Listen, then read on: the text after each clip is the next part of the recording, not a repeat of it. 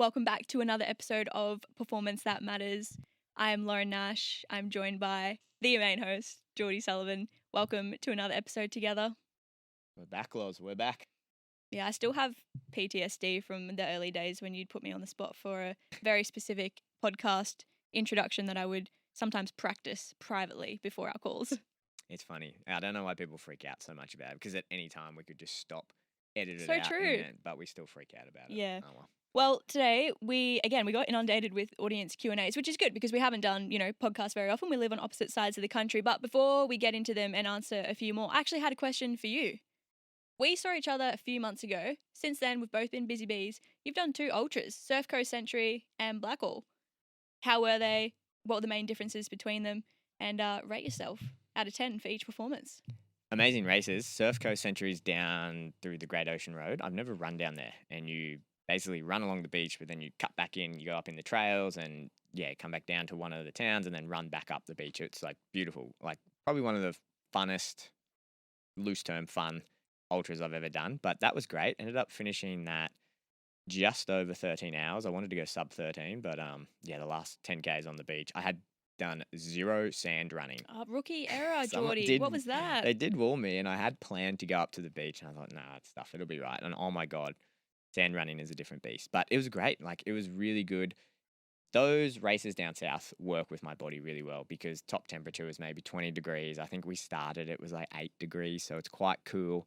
For me, I'm such a big sweater, and I think that's a function of one, genetics, and then probably I'm not the most efficient runner. I think I've just done too many other sports and maybe lift too many weights. I'm just not built for running, and I just sweat a lot. So it's really difficult for me to maintain my fluid intake. And then, as we all know, a certain point in ultras, if you're not really diligent on it and how you top up at your aid stations, there's just going to come a point where you're severely dehydrated and you have to slow down and sort it out. And that's definitely been the case for me in the past. But those cooler races, I have a lot of fun because I feel like I am running to my potential when I go down there and I go, oh, okay, yeah, you know what? I am actually half decent at this sport when I'm not drowning in my own sweat. I can keep up with my sweat rate. I can get all my fuel in.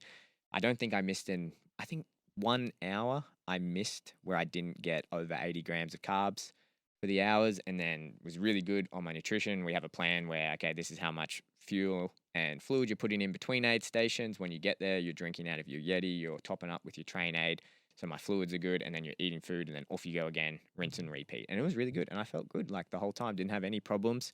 Went through a pretty rough patch at about 80, 85, but you're 15Ks out by that point, front loaded pretty well and felt good. And the next one that I had was Blackall 50K. And I've had a very interesting relationship with Blackall because first time I went up there, I DNF'd in the 100K and ended up in the emergency room. And that was a really big wake-up call for me on how you need to go about hydration and fueling in hot weather. Went back 12 months later and got through that race, and it was really, really tough, but also somewhat inspiring for me because, yes, athletically it was great to get through it, but then I had this major breakthrough with pretty much led to all my work now around electrolytes and hydration. And why we talk about it so much is, there's a different game plan when you're this type of person that sweats a lot and you can only get in this much fluid. You're treating a completely different problem. This year at Blackall, I only did the 50K. Pretty fit. I've had a pretty consistent 12 months of training. So in my mind, I'm going out there and I'm running, okay, we're doing 5 hours to maybe 5 hours 20 for this. I'm really sending it. I'm used to this course. Ended up doing about 6:30. Was ahead of my schedule up until 35Ks. So it was well ahead schedule, running really well. At 35Ks, also aligned to the hottest part of the day. And the sun is my kryptonite. And it's just, I've just learned I don't think I can physically do anything more. And I'm trying cooling strategies. We've got new supplements that I don't even want to talk about because people would be like, that's so fringe and weird that I'm trying to experiment with to hyperhydrate, to get more fluid in, to hold more fluid. I'm such a big sweater when it comes to those hot parts there. I've just come to the realization that if you try to run this hard, you're going to run yourself into the ground.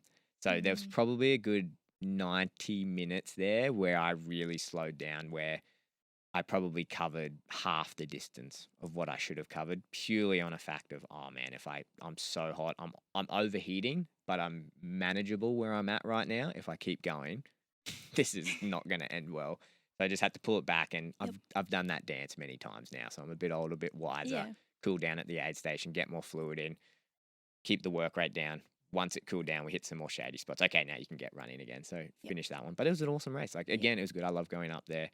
It just goes to show when you're running ultras, if you're running a cool ultra, that's a completely different strategy to when you're doing hot and humid ultras. That's Absolutely. almost not a different sport, but pretty close to it. And definitely a different sport in terms of your fueling and hydration. Yeah, definitely. And I really appreciate and respect that you know before you even get to this race, hey, this is going to be challenging for me. But what I'm hearing is what a great excuse for you to travel, to race, to find a cooler climate.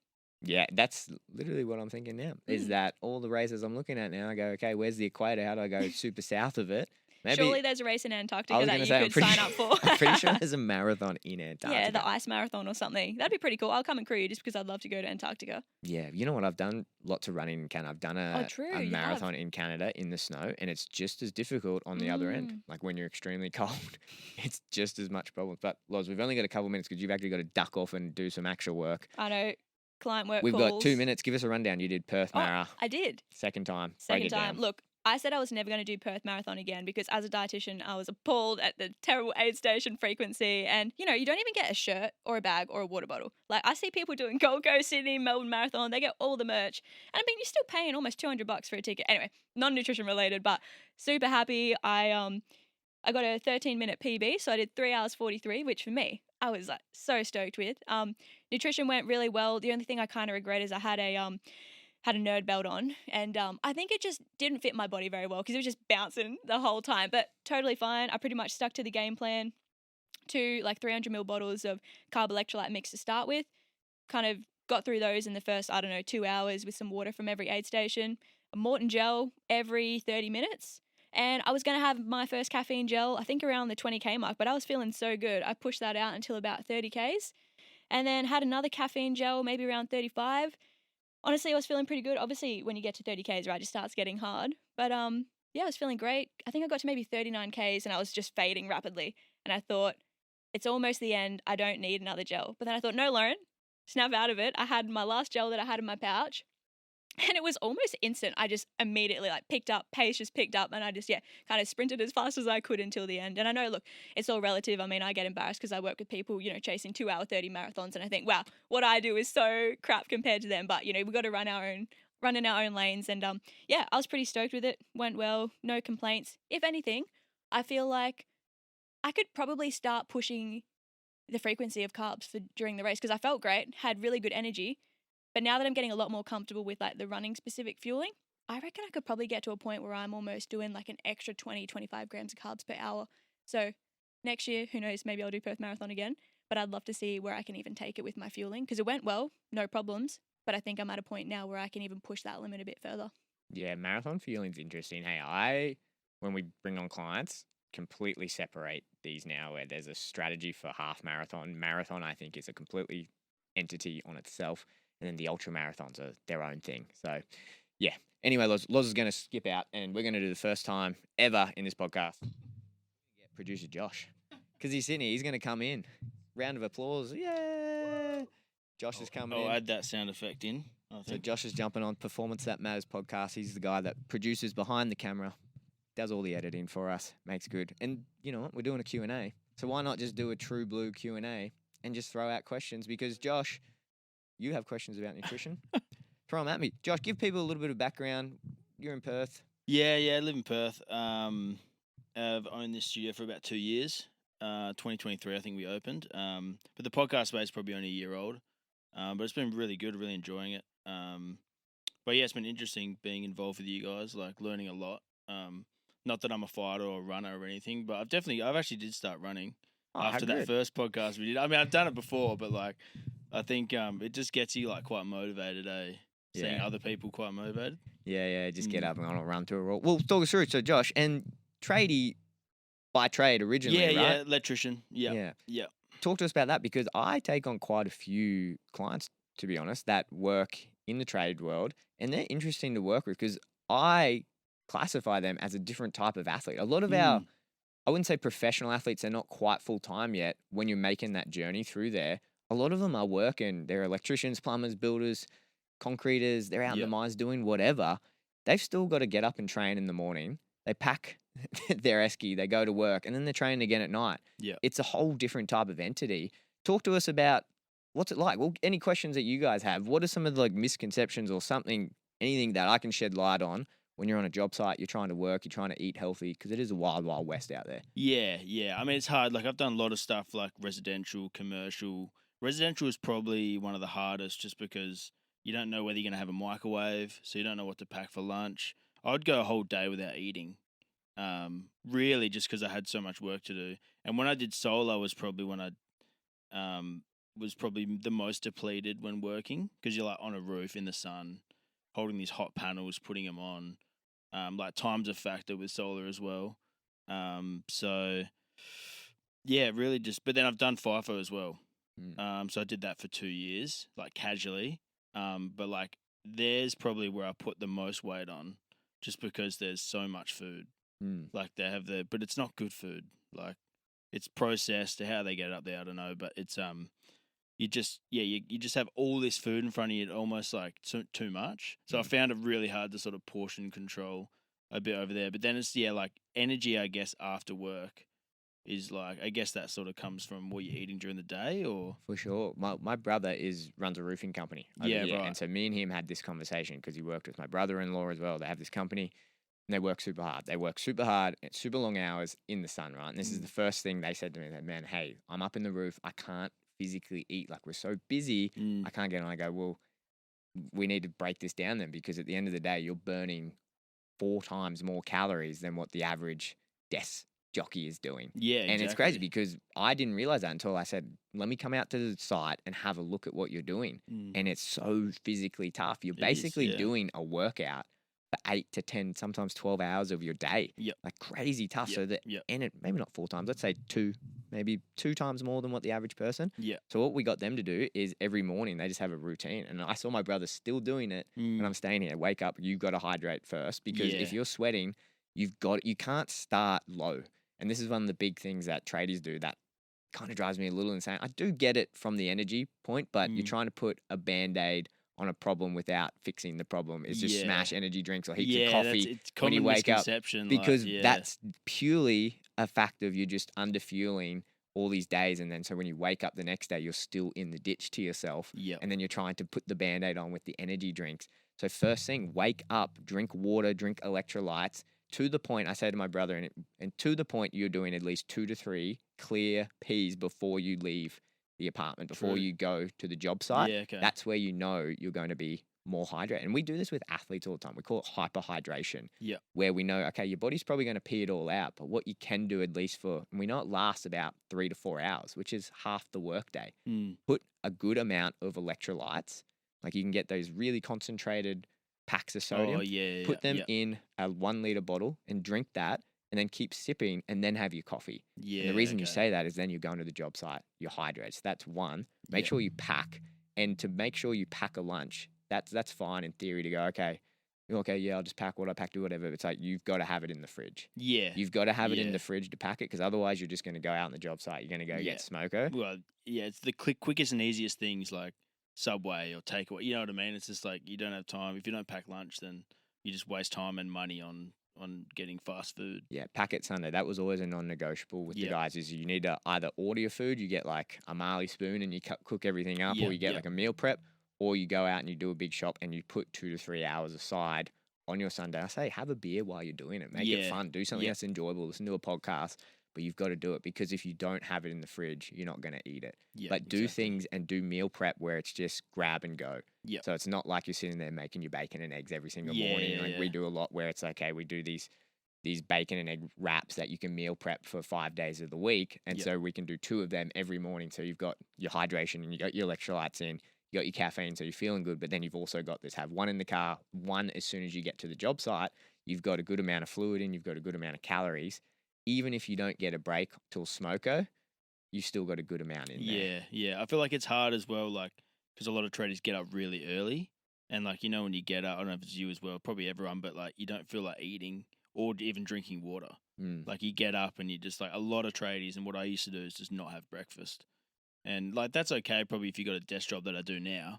But, like, back then, you'd be gone by like 8 or 9. Yeah. And And same conversation we have with the athletes, because a lot of the athletes wake up early, they go, I don't want to eat before I go to this 2-hour training session. And I go, yeah, neither do I. Neither does any other athlete that I've ever worked with. Yeah. But the difference is you can get through it. Same as you can get through the workday, but at what cost? Yeah, That's what I say. exactly. At what cost? And that's what I say to all the tradies, like all the guys. And this is the convo I had with my brother. At what cost? Because you'll do it, but then, and you might do it Monday, might do it Tuesday, but then you crash really hard Wednesday and then Thursday, Friday. And no wonder when you finish work on Friday, you want to go to the pub and you want to drink heaps and you want to binge eat. Yes, you've got a tough job. How much of that, though, is just because you're in the ditch? You're in this big calorie ditch, but then your body's going, hey, I want those calories, so let's just go do this. And it creates this crazy cycle. But just putting some structure around it. It does work, though. That's the thing. It does work.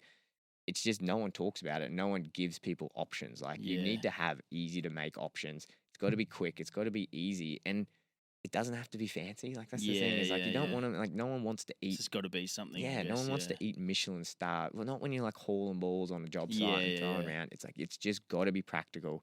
Got to do it Sunday. You got to make quick, easy meals.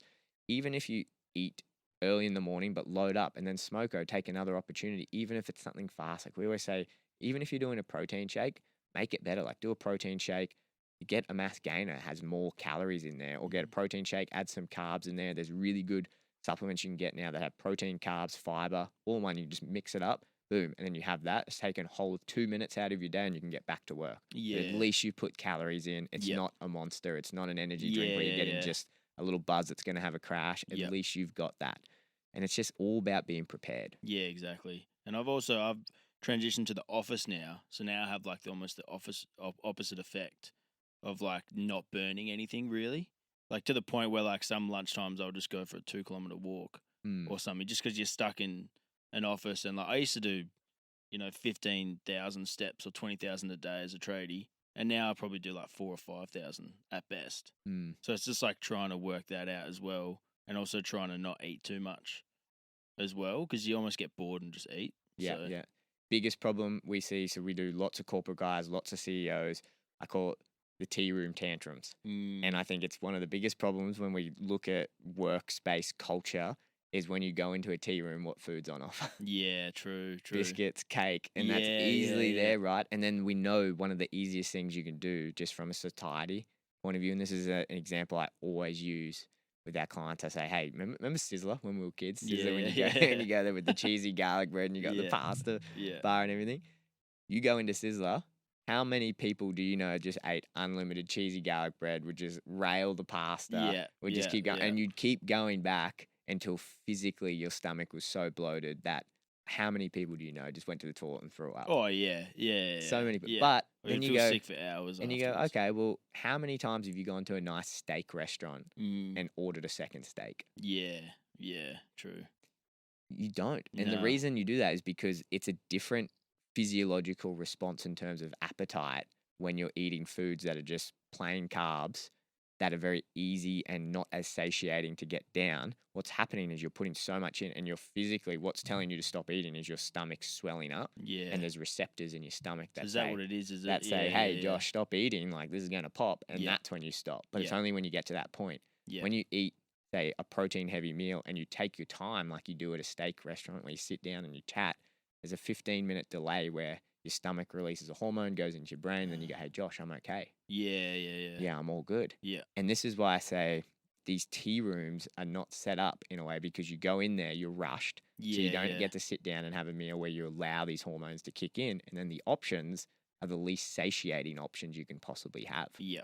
And again, this just comes back to, one, do you understand that? So do you know what problem you're tackling? And then are you prepared? So when you go into that environment, okay, I'm going to be good. And what I often say is so easy. Keep a protein shake on your desk. If you know you're going to have a break at 10 o'clock, at 9:30, have your protein shake. Yeah. And so by the time you get in there, that's already kicked over. Okay. And now I'm not looking at these teas and the Arnott biscuits going, oh man, I'm so famished. I'm just going to smash these. You've kind of kicked over and you can make a better decision. And if you prepped tuna, banana, crackers, and a bit of fruit or whatever else with a couple nuts, that looks a lot more appealing because you're not in that, oh my God, I'm ravished, I need to eat. And then usually if I have lunch at spag or something, and then afterwards it makes sense because you just feel so full.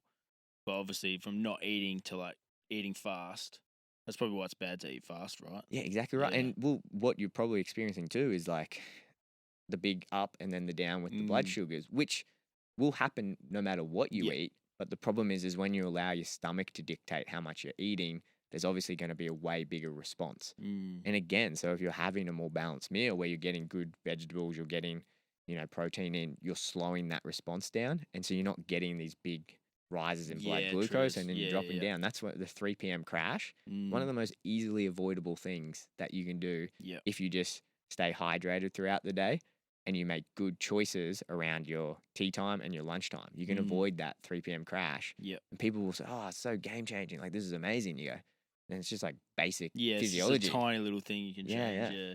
I was going to ask as well, when I was thought about it, like, what's your thoughts on intermittent fasting?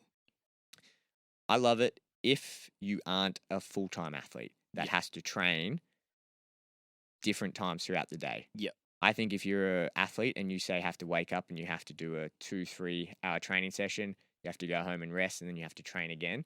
I don't really see how intermittent fasting works in that system that allows you to properly fuel your body. Yep.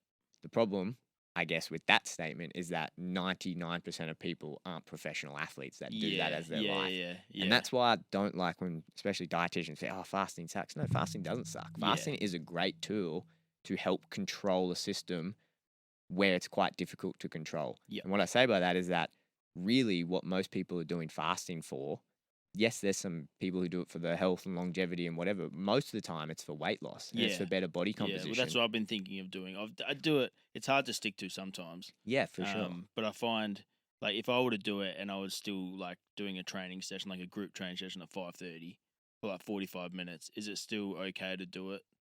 Like, intermittent fast? Because obviously I won't be eating during that time or before and probably, like, a couple hours after. Depending what your goals are with the session, right? Because I guess a couple of things there is that if your goal is for the fasting is to lose weight, you need to control your calorie intake. Yep. So that's what you need to get right. No matter which way you do it, no matter if you put all the calories at the start of the day, then fast all through the night, whether you do the opposite of that or whether you have regular meals, at the end of the day, total amount of calories that you have is what's going to determine the weight loss. There's lots of other things. Those different types of eating will affect lots of other things in your body, your mood. It could affect other health factors, other metabolic factors. But just in terms of body composition and weight loss, total calories. Yeah. So it's figuring out what a system is there. A common misconception is, though, if I do that session fasted, am I going to burn more fat? We know pretty clearly. So if you do that session, you do metabolize and your body uses more fat to get you through that session. But that's just because you don't have anything in there. But then what happens is you go into what we call a fat deficit.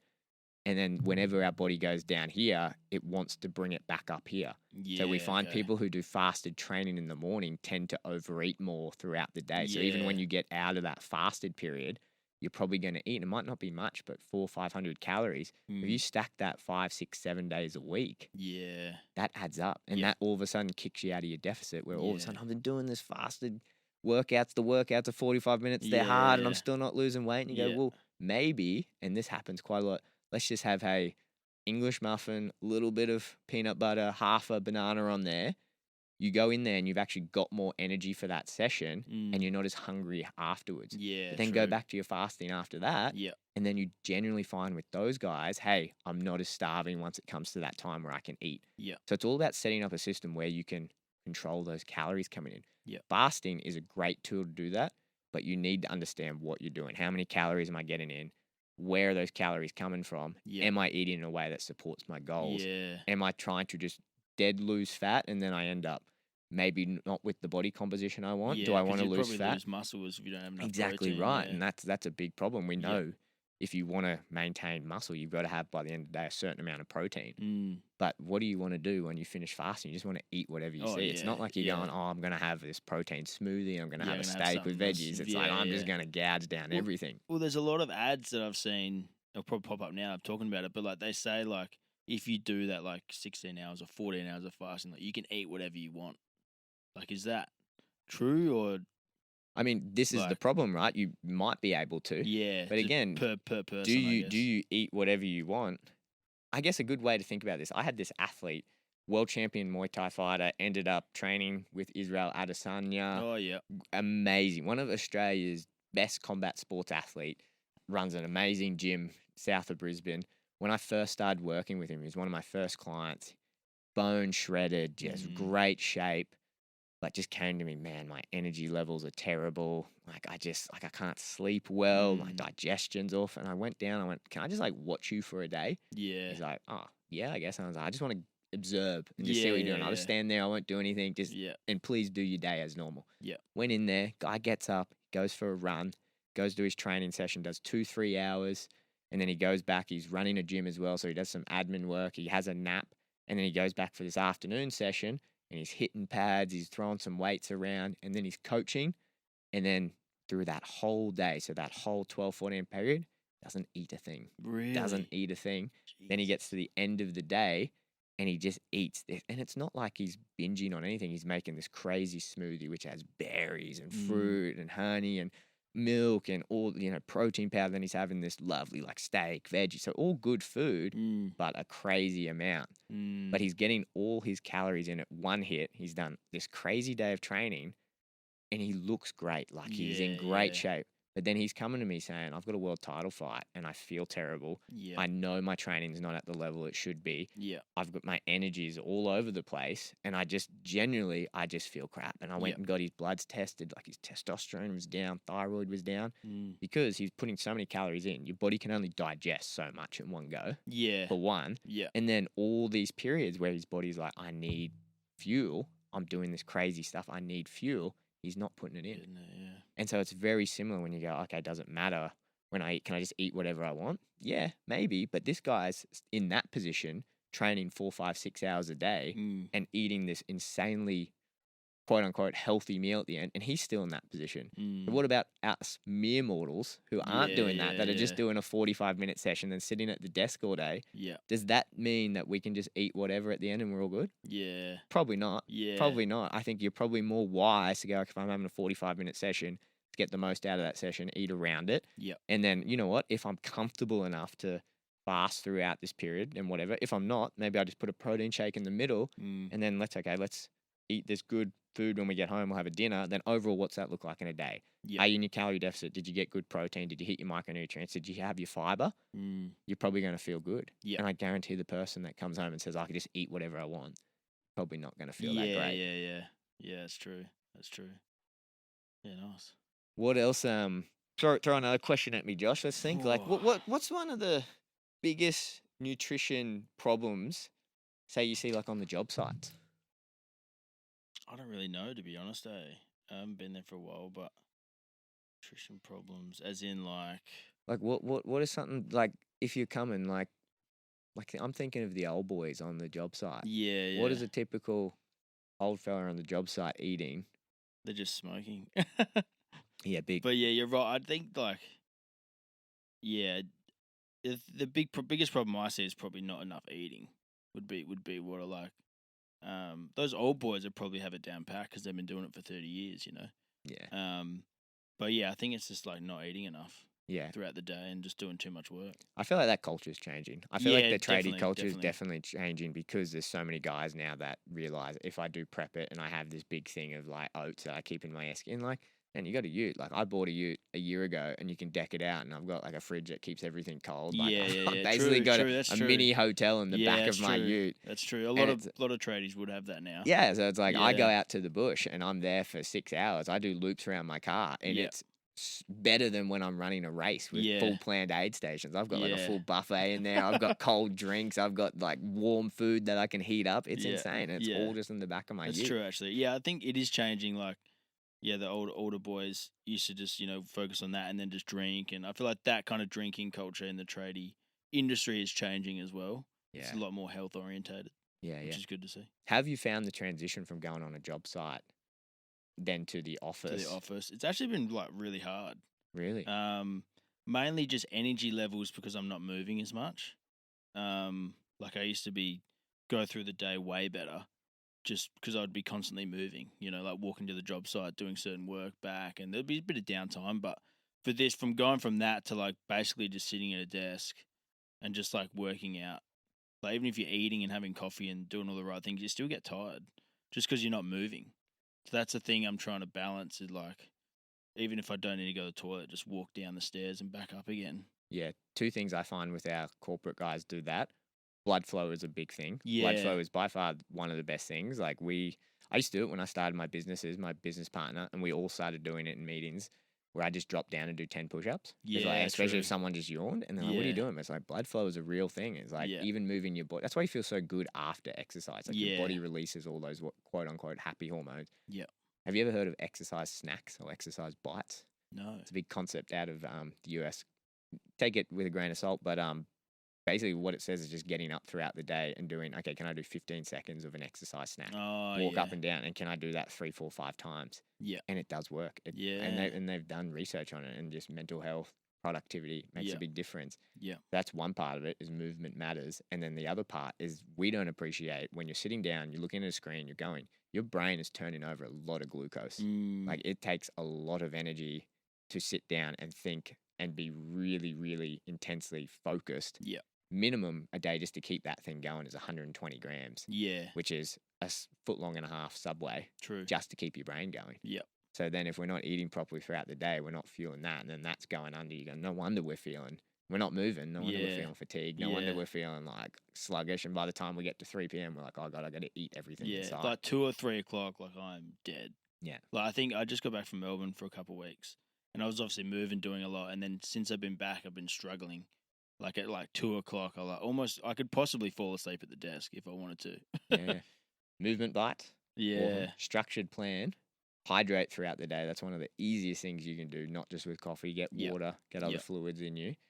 And then, try that. Make sure that you're getting at your main meals when you're doing your morning snack and lunch. Try that with the protein shake beforehand. Yeah. And you get that I've structure never in. delved into And then you protein. don't, and it really does balance out that blood glucose. Yeah, Give it a true. try for a week. I will. Report back, and I then will. maybe you'll go, you know what, none of that worked. Yeah. Get out of my podcast Yeah. studio. You guys are never coming back in. Yeah. But Loz is back in. So, Josh, let's wrap up Yeah, this we'll episode. wrap up. I think that's pretty cool. Oh yeah, sweet. That's a pretty cool, and we'll jump back into the Q&As.